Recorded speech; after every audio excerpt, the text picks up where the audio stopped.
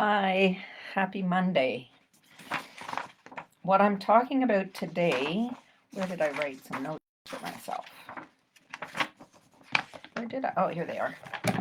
What I'm talking about today is in response to what one of our group members wrote the other day. So I'm gonna just I'm gonna just read a little bit. It was an anonymous post, so it remains anonymous, of course. But um, the person wrote, "I find myself avoiding visiting my partner's house when his kids are there. We don't live together. The feeling of walking into a home where you're actively disliked by the kids is really wearing me down. I find myself avoiding him on the days or weekends when they're there, as much as I enjoy his company and would like us to be closer. It's exhausting. Of course, I wouldn't normally go where I'm not liked and respected. Can you suggest strategies to help me think about this differently, please?" So that's what I want to talk about today. How to how to look at this kind of situation with some perspective, pardon me, and what you can do. So there are some things that you can do to change this atmosphere and dynamic for yourself. There are some things that your partner can do as the dad to change the situation and allow an environment where you're more comfortable being around. Um, and ultimately, the most important thing that I want to bring forward is that you can't make somebody like you who doesn't like you. Okay.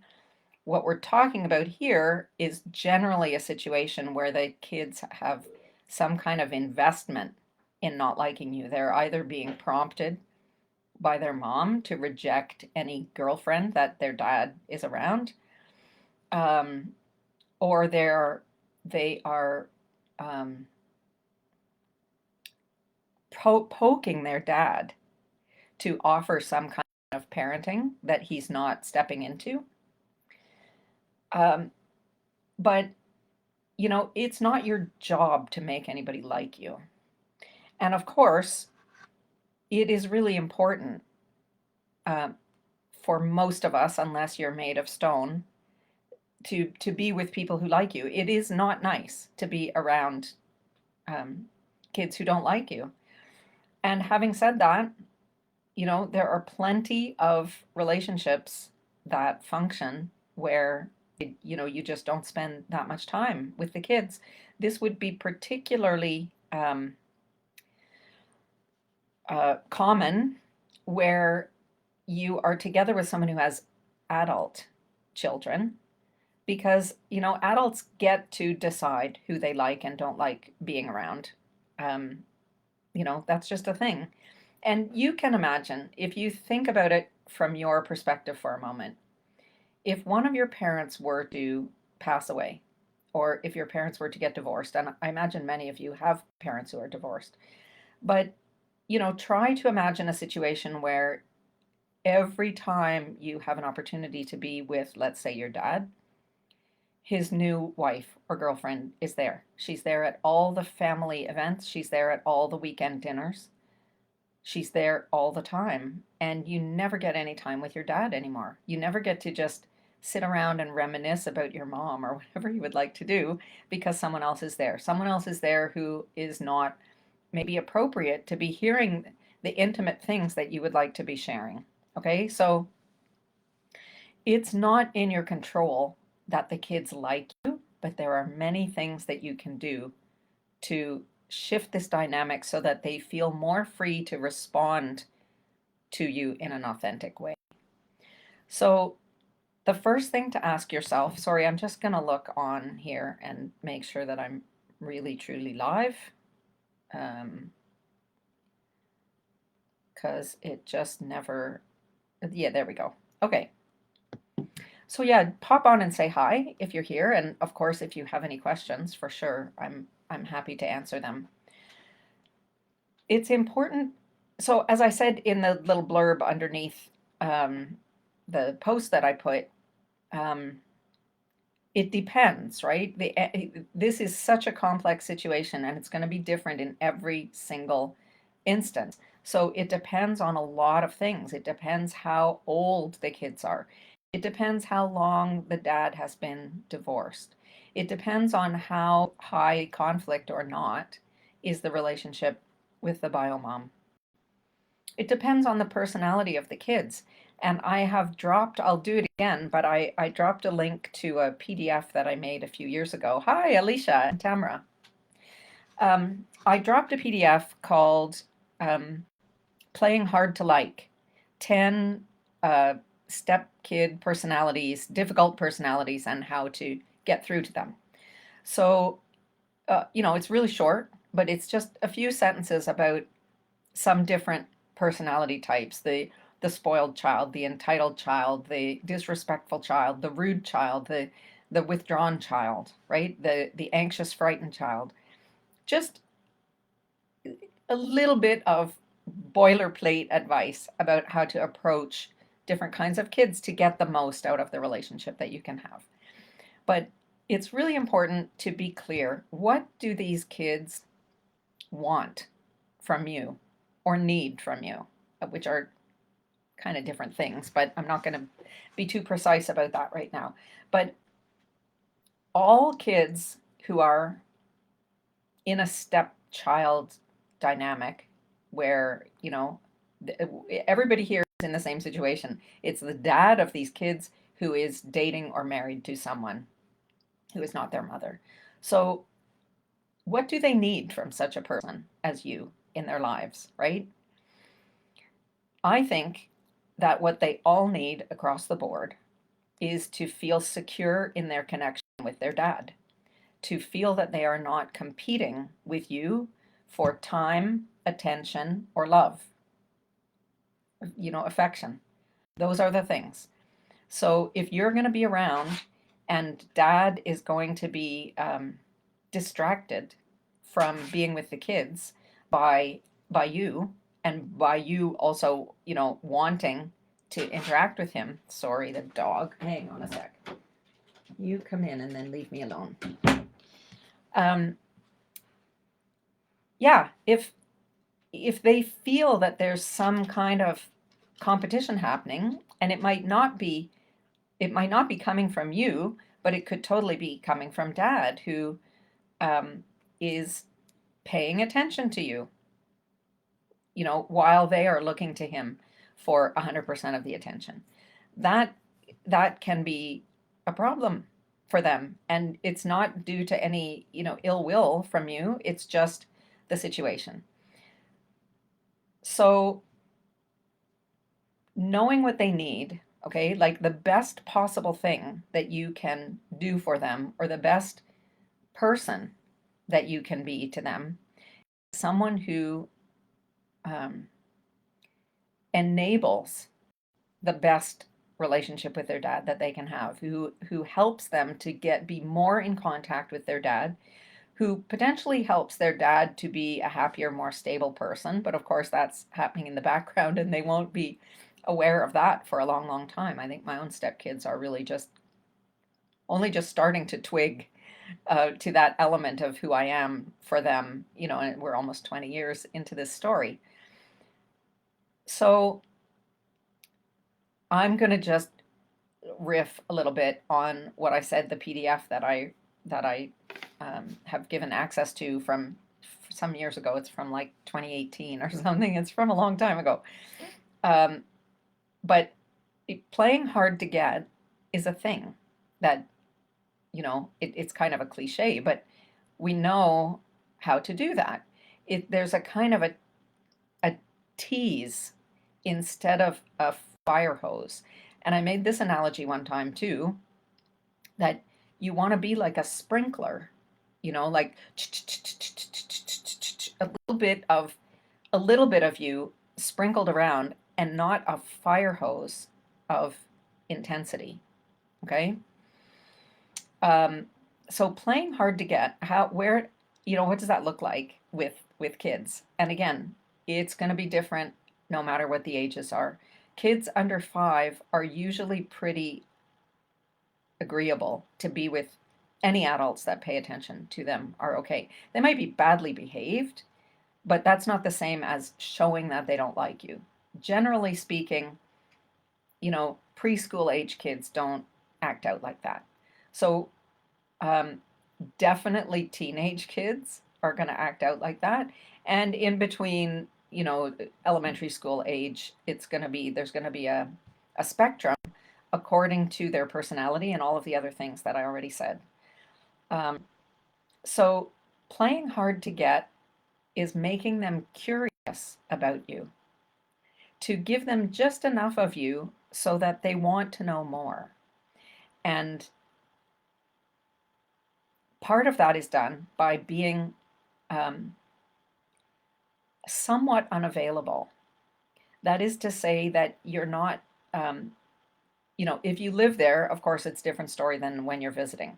But I'll give you an example. I already lived with my husband, with my partner, before we were together. We were roommates, completely platonic roommates, if you don't know my funny story, for 4 years. He was a boarder in my house, part time, um, until, yeah, I was already divorced and he was still married, and his kids would come over sometimes from another city. So because I totally encouraged mom to come and visit him with the kids, we had enough room there. And so for some years, I knew them before we got together. But then when they would come to visit dad, like after we were a couple and his parents were separated, their parents were separated, um, yeah, I'm there now all the time. So when they're coming to visit their dad, who they hardly ever see, it was not correct for me to be there all the time, even though it was my house. I had to figure that out. I had to stay out of the way. I would stay in my room. I would stay upstairs. I would go out and do things. On a couple of occasions, I even faked being away out of town for the weekend so that they could come and have him to themselves, because that is how I engineered the relationship that I have now with my stepkids, by being sensitive to the idea that what they really want most of all is time with their dad. Even though they really enjoyed being with me, they would often ask if I was coming along, if they were, going to the park or going for a walk or whatever. One or more of them would say, "Is Tracy coming?" They liked having me along, and I had to not come along intentionally as part of, an overall program of being available in a limited way. I'm not talking about being emotionally unavailable, right? I'm talking about being actually present, um, around.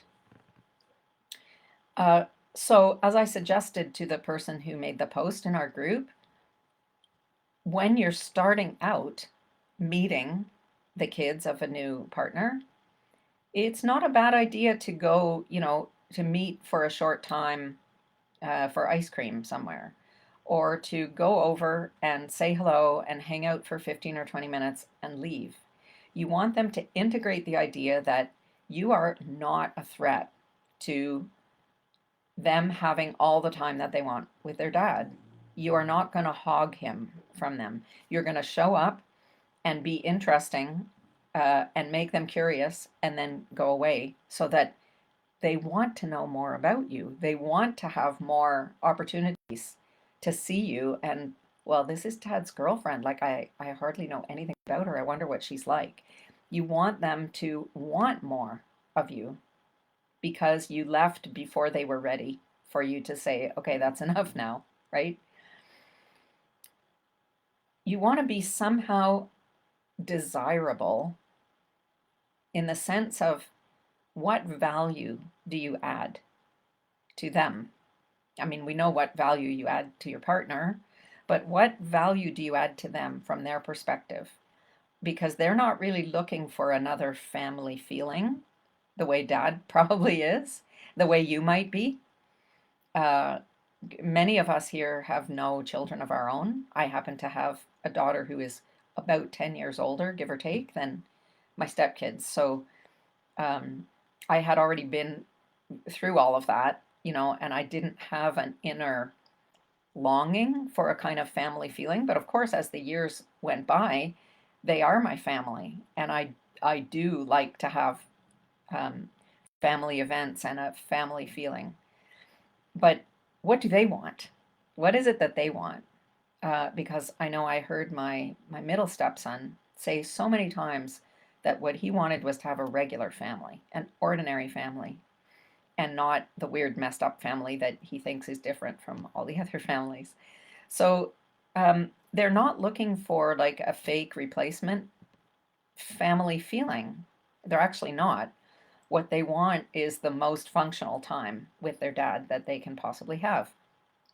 Sometimes that means that your value is to be another adult pair of hands who can hang out with one child while the other one is getting one-to-one time with dad. That is that is a real benefit that you can offer. You can be taking some of the management things off dad's hands so that he can spend more time with them, like getting the supper or the lunch all ready so that he doesn't have to take away from his intentional time with his kids to do boring kitchen stuff. He may love to do that. They may come into the kitchen. Like, God bless him if he's somebody who likes to cook and the kids are part of that. I'm not saying there's nothing in particular that you should be doing, but there are ways that you can um, be present in a way that optimizes their time with dad. Somebody commented that it would be important for the stepmom to be consistent because kids thrive on consistency. And that sounds like a really reasonable thing to say. I agree 100% that kids thrive on consistency, but not from you. They need consistency from their dad. You are not an important person in their story to whom they are looking for consistency. Okay? You should be reliable. In other words, they should be able to rely on you to do what you say you're going to do, and not to, completely change attitude, let's say, towards them from one moment to the next. But reliable is what all adults should be in their interactions with children. Um, it's not from you that they need this kind of consistency and reliability. Because think about it, like, if they don't enjoy having you there, having a consistent experience of not enjoying you being there is not pointing you anywhere in the right direction. They're just going to get more and more tired of a kind of Chinese water torture of having the presence of somebody that they don't want to be around, repeating in a consistent fashion. That's not going anywhere. And if it's about dad teaching them that this is a fact of life, and they just need to accept that he has a girlfriend, that's also not going anywhere. They could pretend for a while, and they often do, especially when they're younger. But if they have not grown to actually accept you as a part of their life, as soon as they become teenagers, it's going to go to hell. Like, believe me. I can't tell you how many, like, I'm 8 years now doing this group. So there are a lot of stepmoms who came in at year 2, 3, 4 and are now at year 10, 11, 12, 13. And the story is changing. The kids are becoming teenagers and they are acting out in ways that they never did before. And suddenly you can't understand why a kid who used to sit on your lap and want you to read bedtime stories is now, giving you the finger and slamming doors and all. Part of it is just obviously teenagehood, right? And being a parental figure, even if you're not a parent, is going to put you in the line of fire for that kind of thing. But I have to say a word here about the united front. United front of dad and stepmom is bullshit. That might be really hard to hear, but people mean different things when they say we're a united front, because there's no we. Like, if dad is talking to his kids and saying things like, we think that you should go to bed at this hour, that is a breeding ground for resentment because you, as a stepmom, don't get to weigh in about that. They don't want to know that you are influencing their dad in things having to do with how they're being raised. It's none of your business how they're being raised. So, united front will never work as long as it is a mechanism to make dad stronger than he actually is. If dad needs a united front in order to be strong enough to deal with his kids, they can smell that a mile away and they will resent it. It feels like ganging up to them. It's not the same as a mom and a dad being on the same page about things. Now, having said that, of course you have to be on the same page. And the reason for that is that they're not your kids and you don't get to have a different agenda than what he has. You don't get to. I have walked through that fire myself, believe me. And it didn't suit me. It didn't serve me at all in my relationship to have a different agenda than what I would consider being, let's say, overly strict about schoolwork or practicing music or whatever it might be. I was always the one who wanted to cut them some slack. And in other cases, like let's say that dad has to go out and you are, that dad wants to put the kids to bed at 8 o'clock. So you don't get to say, well, your dad's not here, so let's stay up till 10 because I think 8 o'clock is baloney. Who goes to bed at 8 o'clock? You can try it, but it's not gonna win you any brownie points, okay? I mean, having said that, obviously there are every situation is going to allow for a little bit of like that can be a fairy godmother move, right? When you're having a different kind of persona. But if dad has said he wants the kids to go to bed at 8 o'clock, and when he's gone, you say, okay, it's 7 o'clock is bedtime, because that's how I was raised, and I think 8 o'clock is way too late for little kids like you. So come on, we're going to bed now. Now I've decided when the bedtime is. That's not being a united front. That's being like weird and oppositional and provocative. Like you are helping to look after somebody else's kids as if you were a babysitter. If you were a babysitter, you wouldn't say, well, your parents told me to put you to bed at 8 o'clock, but I think that's too liberal. I think you should be in bed at 6:30. So off you go. Like, no, it doesn't go like that. Okay. You can't be divided because they're his kids. Your opinion doesn't matter. Your advice should matter. Between you as a couple, hopefully you respect each other enough to listen carefully to each other's advice about different things to do with life. He might be giving you advice about your career or about, how to take care of your car, or I don't know what. And nothing is stopping you from saying, honey, have you thought about like lightening up on the bedtime thing? Because, I was a babysitter for years and I never met anyone who put their kids to bed at 6:30. You can say those things to him, but you can't say those things in front of the kids. I think your dad is wrong about this. That's, that's not nothing to do with united front.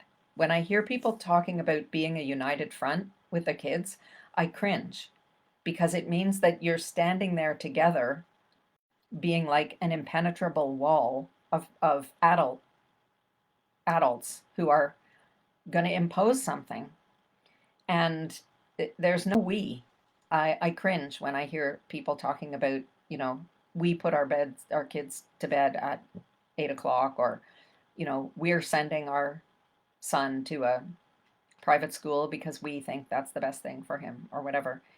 It's an offloading of personal responsibility on the part of the dad that is not adding to his actual power with his kids.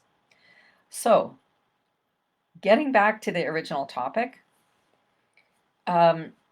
I said that there were some things that dad could do here. So, things that you can do, we covered that, right? You can be available less of the time. You can be making yourself scarce. If you already live together, yes, I mean, this is what it's part of what people would call nacho, except there's a different context. You're not withdrawing from things that annoy you. You're withdrawing from things that you can see are interrupting the possibility of having a better relationship with your stepkids, because they might be resentful in perceiving that you're around too much of the time. So yes, get out of the way. That is part of the deal. And it should be okay. Like, go have lunch with a girlfriend, go to the spa, make that your gym time, go do go to the movies, go start taking a craft class. Like, there's no end of things you can do and should be doing to amuse yourself, even though you're in a relationship. If you don't live there yet, yes, it's a bit inconvenient to, come from a long ways away for 15 minutes or whatever. But hopefully now, little by little, you're going to lengthen that time. So after a couple of times, you're going to hang around for half an hour. And then after a few times of that, you start meeting up for a whole meal. And you just ease into it gently so that their nervous systems are not on high alert every time they see you, because they know that the rest of the day with dad is gone. Okay? From dad's perspective, as I say, he is responsible for the quality of environment that he's bringing to the table in this relationship. He is responsible for that. So if he was the one coming over to your house all the time, and every Saturday night, your brother and your brother-in-law came over to watch sports on your big TV, because that was your habit, and they are sitting in the middle of your living room, kind of hanging out or whatever, right? You could imagine that could be not so fun, or that you're constantly, bringing him to your family, who, look him up and down every time and grill him about his job or whatever. It could be unpleasant. So this is the environment that he is inviting you into.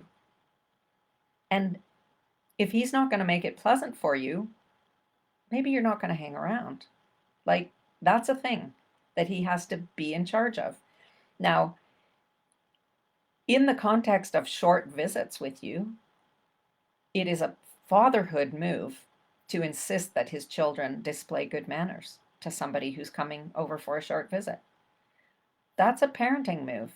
And he can explain it to them about why it's important to be polite to people, to be courteous, to maybe, suck it up and conceal your feelings for a few minutes, because you're going to be called on all through your life to do that. You're going to have to deal with colleagues that you don't like, and bosses, and school teachers, and graduate school advisors, and you're going to have clients that you don't like. You're going to have neighbors you don't like. You're going to have in-laws who you don't like, and you have to suck it up and find a way to be nice to them, or it's going to be a really hard ride for you in life. So dads need to learn how to use these micro moments to do parenting and to insist on polite behavior for a short period of time. And as they do it little by little, they are going to get more comfortable with the idea of just being okay. And let's be honest, a lot of the time, if you are not overstaying your welcome, and if you are not overimposing yourself in some way on them, if you're not hogging dad in the conversations and needing to be the one who sits beside him and holding his hand and being all lovey and stuff that is going to be gross for them, because kids find that gross, they just do. If you're not doing that, those things to be actively disliked, then it's coming from somewhere else. And they don't have any context to understand that it is actually a desirable quality to have loyalty as a child. It's messing up your life, but, in the big scheme of things, it's not a terrible thing to honor your father and mother, even if they don't live together or like each other anymore. It becomes really hard to do. So we have to be able to give them some slack and allow them a context in which to be polite and friendly to you, so that they can feel that they're not betraying their mother, um, because it's a short time, because, it's dad is imposing it in the sense of a life lesson on them. Um, it gives them a different kind of out, if that makes sense. That it could be easier for them to behave naturally and normally because dad has insisted on a kind of standard of behavior. So, um, yeah, I hope that was helpful, and I hope I covered things. And in every situation, the circumstances are different, and the answer could be different. It depends.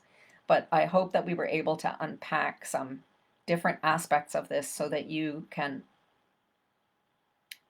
understand what's actually happening and how to perceive it, how to react to it, how to have conversations with your partner about it. Because, yeah, I think the thing that you should not do is just pretend that's okay with you. Because, as the poster said, it wears you down and it makes you wonder whether there's any future in this kind of relationship with a situation where dad is not aware, maybe, or um, not in control of the dynamic, such that his kids can make his girlfriend feel really manifestly unwelcome. um, that needs to be dealt with, or you can't imagine moving forward in that kind of situation. That's where, like, moving in is going to be a huge deal. Getting engaged to be married is going to be a huge deal. The wedding is going to be a huge deal. Um, it's going to come back again and again and again. Getting pregnant, having a baby, those things are going to be just dramatically awful if you haven't laid some groundwork, and if dad hasn't taken steps to find ways um, of pulling all of this into his sphere of fatherhood, of how he wants his children to be raised. Man, there was something that just flashed through my mind, and now I can't remember what it was. So I'll, I'll say it the next time. Anyway, hope this was helpful. Put your comments in, tag me if you want to hear from me, and we'll talk to you next time.